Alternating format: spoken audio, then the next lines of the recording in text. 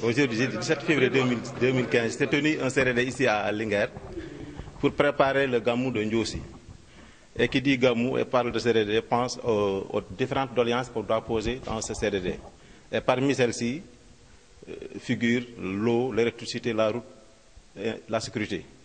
Donc toutes ces questions ont été posées dans ce CRD et des engagements ont été pris par le préfet pour vraiment venir en aide à ces populations.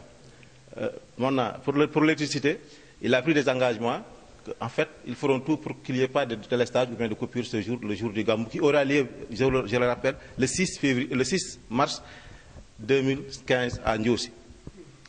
Parmi les autres doléances aussi, on a noté par exemple la doléance la plus importante, c'est l'eau. Ils ont constaté que ça fait 1 mois que l'eau ne coule plus à Ndiossi. Et ça, vous imaginez qu'est-ce que ça va faire pour un Gamou. Donc le préfet a pris tous des engagements pour dire que au sortir de cette réunion, il va rendre compte aux autorités compétentes, surtout au niveau étatique, pour résoudre ce problème. Bien sûr, nous sommes très rassurés par les engagements pris par le préfet, parce qu'en fait, chaque année, quand on faisait un CRD et qu'on lui posait des doléances, il réglait ces problèmes. Et je pense que cette année aussi, ils feront tout pour venir en aide à ces populations qui ont soif. Oui, pour le problème d'eau, l'appel qu'on a à l'endroit de ces autorités, c'est qu'ils réfléchissent un peu par rapport à ça, parce qu'on nous dit que c'est un problème d'électricité. Le forage de Mbousobé ne fonctionne pas avec l'électricité. Et le technicien vient de nous dire que si on alimente le forage avec le courant, il n'y a pas de problème, le problème sera réglé. Donc on espère que d'ici la fin du mois, ou bien d'ici le jour, le problème de l'eau au niveau de Ndiossi sera réglé.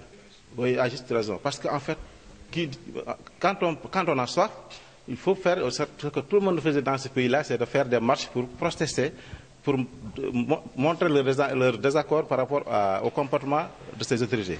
Mais comme il l'a dit, Ndiossi c'est un village religieux.